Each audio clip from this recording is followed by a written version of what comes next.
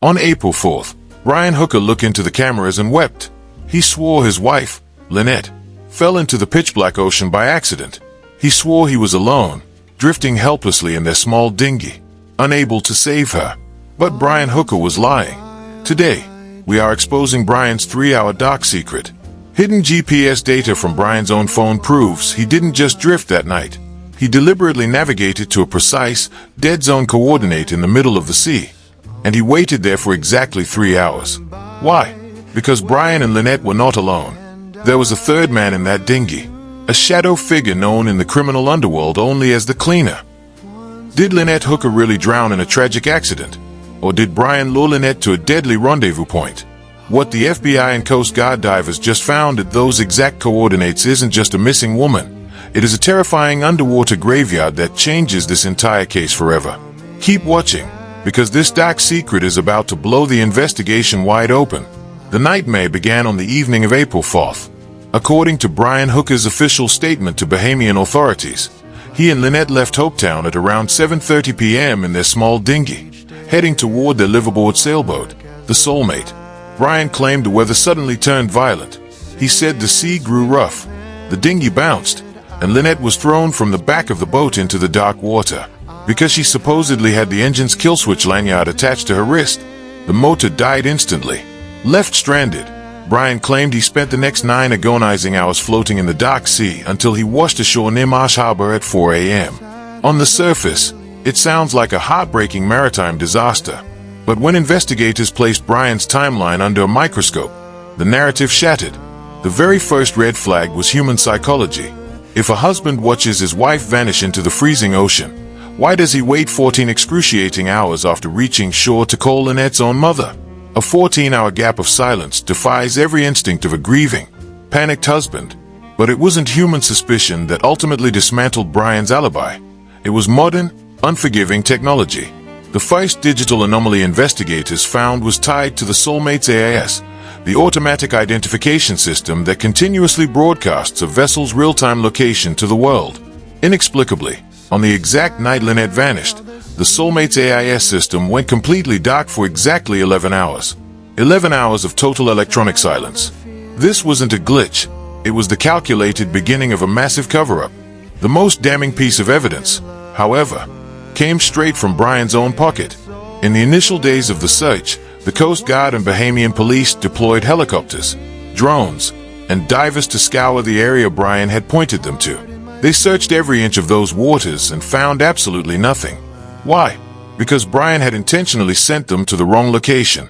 When federal investigators seized Brian's electronic devices, a marine navigation app on his phone flipped the entire case upside down. The GPS data definitively proved that the dinghy never took the route Brian had described. Instead, the digital breadcrumbs mapped out a completely different trajectory, leading straight to an undisclosed coordinate in the Sea of Abaco that Brian had never mentioned to the police. The dinghy didn't just drift through this area. The GPS data showed the vessel stopping at a precise location, suspended over 25 feet of water, and holding that exact position for 3 solid hours.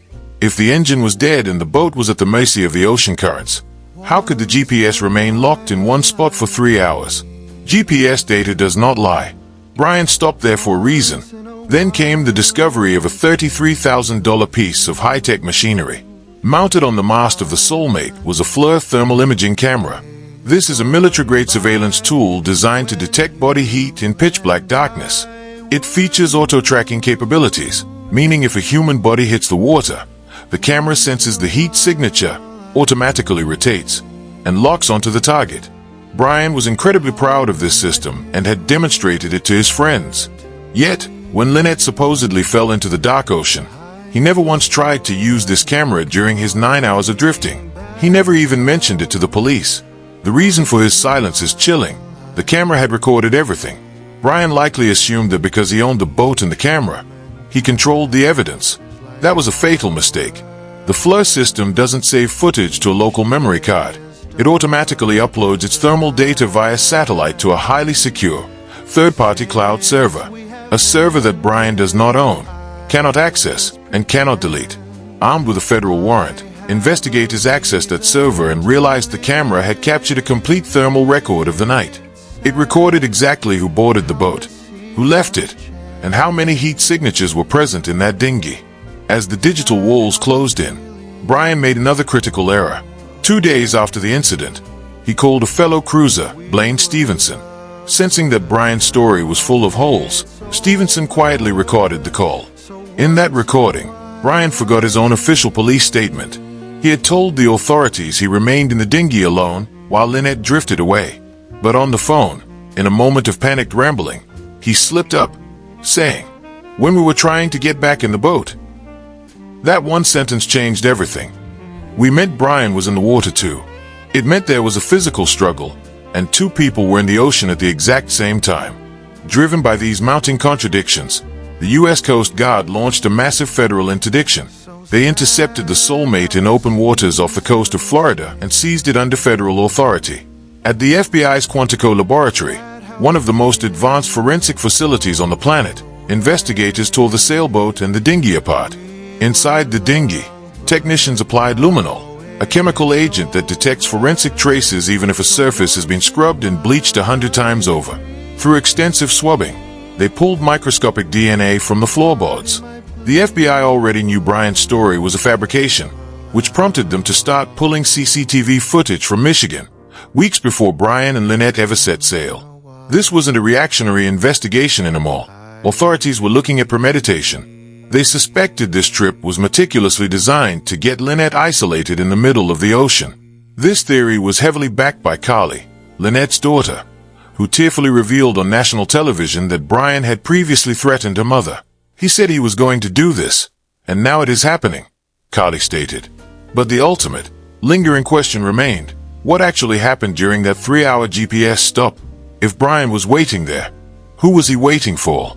When the Coast Guard specialized dive teams, underwater mapping ROVs, and cadaver dogs finally arrived at the exact GPS coordinates pulled from Brian's phone, what they uncovered sent shockwaves through the federal agencies. The forensic report from Quantico had already flagged a terrifying anomaly inside the dinghy. Third-party DNA. It didn't belong to Brian, and it didn't belong to Lynette. Furthermore, investigators found a deeply embedded, highly unusual scratch mark on the dinghy's hull. Not from standard fishing gear, but from a specialized, professional tool. The DNA and the mark pointed to a terrifying truth. There was a third person in that dinghy. In the language of the dark web and organized crime, this is the signature of the cleaner. Brian hadn't drifted to that location. He navigated there intentionally. He didn't sit there for 3 hours because of a broken engine. He was waiting for a rendezvous. He lured Lynette to a precise coordinate, and when the cleaner arrived, the unthinkable happened. But the horror did not stop there. When Coast Guard divers descended into the 25-foot depth searching for Lynette, their sonar and IOV cameras captured something out of a nightmare. They didn't just find one trace of evidence. Lying on the seabed was a sprawling underwater graveyard. Multiple remains and heavily weighted objects had been hidden in these depths for years. This wasn't just a random spot in the ocean. It was a designated dumping ground for a shadow organization known as the Abaco Syndicate. Brian Hooker wasn't just a husband with a shifting story. Investigators now believe he was tied to a massive, international criminal network. He thought he was burying his dark secret where the dead couldn't speak. But he forgot that the eye of modern technology never sleeps. What started as a tragic story of a missing wife has unraveled into a massive, terrifying international conspiracy involving the cleaner and an underwater graveyard. The FLIR camera's cloud footage and the FBI's final DNA match report are sitting in federal files, ready to be unleashed in court. What do you think about this mind-bending twist? Do you believe Brian planned this hit with the cleaner back in Michigan? Or is this tied to a much deeper dark web network? Drop your theories in the comments below. For the absolute latest updates on this explosive investigation, hit that subscribe button right now and turn on notifications. The next chapter of this story is going to be even more intense. See you in the next video.